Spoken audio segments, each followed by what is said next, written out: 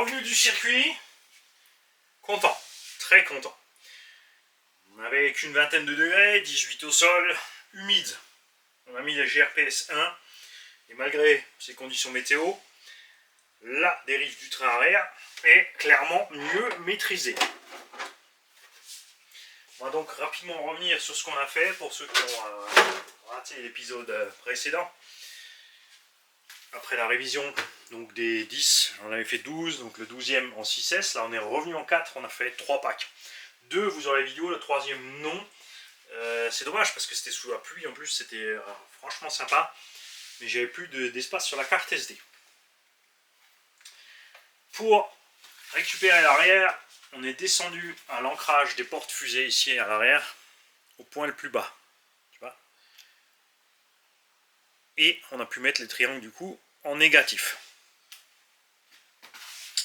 Et l'abonné qui a signalé quelque chose avait totalement raison. Tu as absolument raison. Il y a un triangle qui est droit et l'autre un peu moins. Tu n'as pas louché, tu n'as pas de buée sur les lunettes, mon cher. C'est Mani qui a de la buée sur les lunettes. Va bien. Bon, pour te dire que ça n'a pas dérangé plus que ça. Ouais, c'est fait exprès, tu comprends. C'est pour compenser le poids de la batterie, le couple moteur, selon l'incidence de la lune et du vent. Et de l'inclinaison des oreilles de Mickey. À l'avant. Donc à l'arrière, c'est tout ce qu'on a fait. Hein, on a laissé l'huile souple. À l'avant, on est passé à 150 000. Au centre, on avait déjà 150 000. On a remis 150 000 puisqu'on a changé les huiles. Et c'est cool. C'est vraiment cool. Ça s'est super bien passé. Ensuite, niveau réglage radio, ce qu'on a modif, c'est l'expo de la direction. J'ai mis plus 30 sur l'expo de direction. Résultat, elle est moins brutale autour du point neutre. Après, elle reste bien brutale parce qu'évidemment, il faut pouvoir bien zigzaguer sur le circuit. J'ai fait aussi une modif de l'expo au niveau des gaz. Là, on est allé sur le frein à moins 50 sur celle-là. Résultat, à peine je fais ça, j'ai un frein bien puissant. Ensuite, on a diminué la puissance de freinage. Enfin, je veux dire, c'est immédiat. J'ai pas de latence. Dès que je touche un petit peu, le véhicule freine. Et là, j'ai diminué la puissance de freinage pour pas freiner trop fort, pour pas la bloquer, pas partir en capote. Même si c'est un style que j'apprécie beaucoup. Plein gaz, frein, de travers, regaz. Mais on roule ça en GT, donc on essaie de rester un petit peu GT. Hein, un minimum. Et sur les gaz, j'ai fait l'inverse. Je suis passé à plus 30. Du coup, pareil, comme la direction, sortie du virage. Même si je suis rapide en faisant ça, les gaz, ça vient cool. Après, je peux arracher quand même. Donc tout se passe bien. L'usure des pneus reste régulière. Pas trop mal. Le circuit fait qu'on use toujours 2 pneus d'un côté plus que l'autre. Tu uses de toute façon toujours des pneus sur un train plus que l'autre. Là, avec mes réglages GT typiques, en général, c'est un peu plus d'avant que d'arrière. Donc il faut penser à les tourner régulièrement. Nous, ça va, parce qu'on peut faire un tour d'un sens, un tour de l'autre, etc. Moi, j'aime bien. J'aime bien vraiment faire une manche d'un sens, une manche de l'autre. Je trouve que ça devrait être réglementaire. C'est comme au bras de fer. Il n'y a pas juste du gauche ou du droit. Tu dois gagner du gauche et du droit. Niveau suspect aussi, on a remis les amorceaux le plus couché possible. Ici. À l'avant aussi, parce que elle est largement assez haute pour le circuit. Vous savez que j'aime pas rouler trop bas, j'aime pas aller frottouiller toujours, surtout dès qu'il y a les vibreurs ou autres, parce que t'as moche à mort le châssis. Bon là on a le gros skid devant qui fait le boulot, ça protège bien, évidemment on a raboté un peu derrière. Et on a maintenant donc 15 packs. Et on commence à voir ceci. Regarde, on a le méplat sur l'axe. Mais c'est que l'axe, c'est pas grave, puisque l'axe, on peut le changer séparément. Alors je sais pas si Obitech a prévu un axe séparément, mais on peut l'avoir chez d'autres. Mugen, S-Works, tout ça, donc quand ils seront bouffés, on fera ça.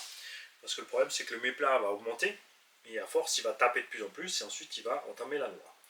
Donc on va peut-être vers 25 packs par là, je pense, changer ces axes pour pas aller amocher les noix. Si ça se passe bien, on va continuer. Et on va tirer jusqu'à 50. Comme on a roulé la flotte, on a séché la bestiole. Et très important, comme dit, c'est un récepteur waterproof, mais si l'eau stagne dans les logements des prises, tu te retrouves avec un court-circuit plus-moins qui fait faire un peu n'importe quoi à l'électronique du coup. Pensez à bien nettoyer là-bas. Si vous n'avez pas protégé avec un ballon, nous on n'avait pas prévu de rouler dans l'eau, donc pas protégé. Le variateur aussi Castle est pas waterproof celui-là. On a roulé un moment et dès qu'on a senti que ça allait moins bien, on a arrêté. On a séché. Maintenant je vais le laisser sécher avant de le remettre en route. On démontera très probablement le boîtier, on ouvrira le tout, on passera un coup de nettoyant électrique. On aura peut-être l'occasion de passer justement au passage un film de ND200. Donc c'est de l'électrofuge KF ND200 disponible sur Conrad. 10 balles parce qu'ils ont les moyens. Et moi je serais rigolo hein, si les sites comme ça ils disent ouais tiens t'as parlé de nous, ouais tiens, allez balance ça dans la tombola. Hein, les petits le font. Mais ce serait bien que les grands le font aussi.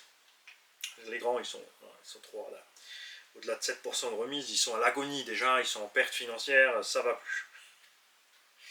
Hein? Truc team. Alors, c'est tout ce que j'ai à dire sur celle-là. J'ai roulé avec des 2S 5360C Gen 6. Ça s'est super bien passé, je suis super content, on avait une bonne autonomie. Le premier pack c'était un peu plus long parce qu'on a expliqué, on a parlé, on a fait cool, on a parlé du dual rate direction. Sur le deuxième pack, on a parlé du dual rate des gaz. On a mis tout ça un peu ensemble. Et le troisième, on a profité sous la pluie avec Seb, qui roulait pour la première fois sous la pluie. Et il était étonné, parce qu'on avait les S1 dessus. Donc quand c'était vraiment trempé sur la piste, on avait de la tenue de route. Il n'y croyait pas. Ça tenait vraiment super bien. Je suis bien content quand même d'avoir changé le pare-choc avant par la version Nord. Dans les virages, justement, j'ai pu assouplir la suspecte. On ne frotte pas sur le pare-choc parce que quand le pare-choc touche, la roue, elle perd de l'adhérence. C'est comme quand tu es trop bas et que tu passes tout le temps sur les vibreurs, tu as les roues qui décollent, tu as le vibreur qui frotte le châssis, quand le vibreur frotte, les roues elles glissent de l'autre côté. Avec nous, nous avions aussi la petite HPI pour Tombola. La RS4. On a reçu une carreau d'un tonton, on a reçu les roues de parrain passe-partout. J'ai roulé sans l'arrière, volontairement, pour laisser sortir l'air. Enfin là, j'ai pas roulé parce que c'était mouillé, et là, c'est là sur le mouillé, ça tient pas. C'est pas la peine. Donc c'est une RS4 qu'on a reçue un tonton aussi, avec le kit Year Racing, la petite plaque en carbone en dessous. Attention, le truc Year Racing là c'est de la lutte très mou, les amortos sont pas terribles, mais on a réussi à faire des réglages pour que ça fonctionne, ça roule. C'est pas une bête de compète, mais ça fait le taf. Quand tu peux rester là, tu m'ennuies. Ces roues old school HPI, on les trouve à nouveau, c'était relativement cher, mais c'est vrai que c'est sympa. On a un gros déport derrière, un petit devant, ça va merveille avec la carrosserie. Franchement, je trouve ça super chouette. J'aimerais voir plus de ce genre de choses en 1/8 aussi, au niveau des pneumatiques. Il y a le combo d'origine de la RTR dedans, il y a encore des pièces, il y a le carton. Il y a une lipo 2S 5300 Gen 6 qu'on a reçu gratuitement de la part de Gen 6. Elle repart aussi en tombola avec le véhicule. Il y aura un petit chargeur automatique. Il y a la radio HPI d'origine avec. Et pour gagner ce véhicule, ce que tu dois faire, c'est envoyer à Yves chez RC Fast Cars sur sa chaîne YouTube un petit quoi, un petit hashtag Arma Mega 2VD. Sur la dernière vidéo date de Yves RC Fast Cars, vous me balancez un hashtag Arma Mega 2VD. Lui, il n'est pas au courant, il n'en sait rien de ce qui va se passer là. Il va se faire tirer les oreilles, Mani, à force. Ensuite, s'il veut faire le tirage, il le fera. S'il veut pas, il m'enverra la liste. On avisera après. Et j'avais donc aussi la Porsche. La Porsche avec moi. Ah oui, il y en a qui ont, c'est sûr, hein, il y en a, ils vont être fous parce que ils ont raté la vidéo, ils ont raté le jeu, ils n'ont rien compris. J'avais dit qu'il fallait suivre ces prochains temps.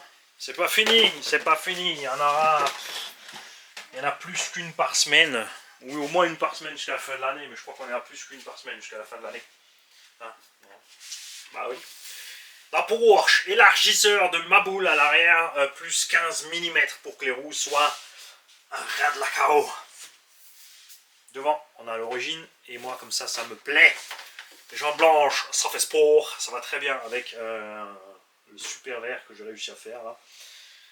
Celle-là aussi, on a fait le même réglage sur les freins, sur les gaz, mais j'ai pas touché la direction. Et du coup, ça va super bien aussi. On ne peut pas descendre les moyeux ici.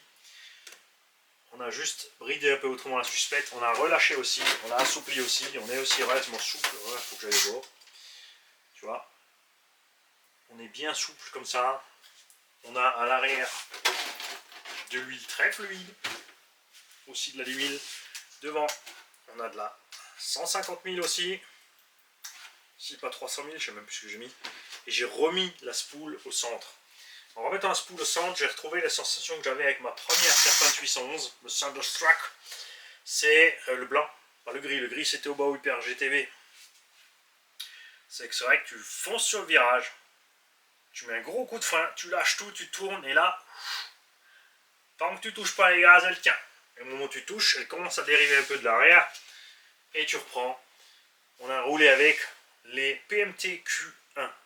Et je dois dire que, et ça, c'est Pascal qui m'avait prévenu, un abonné, que lui, il préférait les PMT au GRP. Et il y a une chose qui est sûre, c'est que la tenue en virage de ces Q1 était meilleure que les GRP. On avait aussi un peu plus de mordant sur le freinage.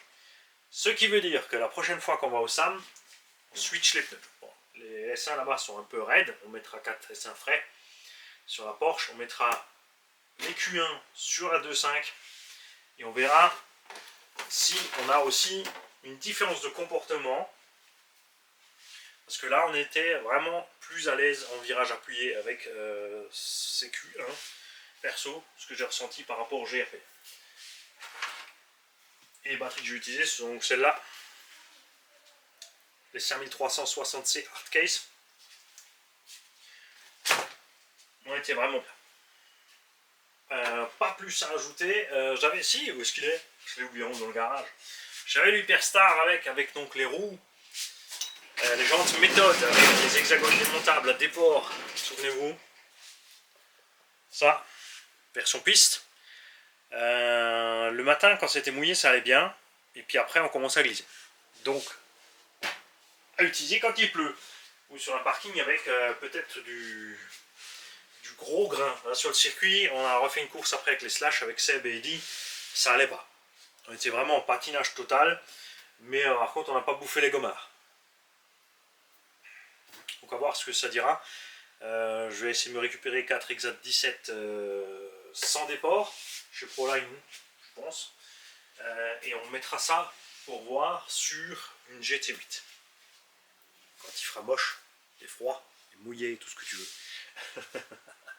Et moi je vais aussi commander des GRP, la gamme, parce que là on a les XM. On va prendre la gamme avant les XM. Puisque là ils font 2 gommes spéciales super soft pour un parking pour pistes poussiéreuses et humides. Et on comparera ça avec les S1, parce que les S1 là dans ces conditions ça allait bien. Après, s'il avait fait plus froid avec le même taux d'humidité, j'aurais commencé à avoir un problème.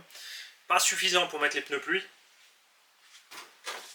Pas suffisant pour mettre les pneus pluie, parce que pour les pneus pluie, il faut vraiment faut qu'il pleuve, faut que la route soit mouillée, qu'il continue à être mouillée pour que ça tienne. Là, comme dit, on s'en est bien sorti avec les Q1 et les S1, mais à voir plus loin.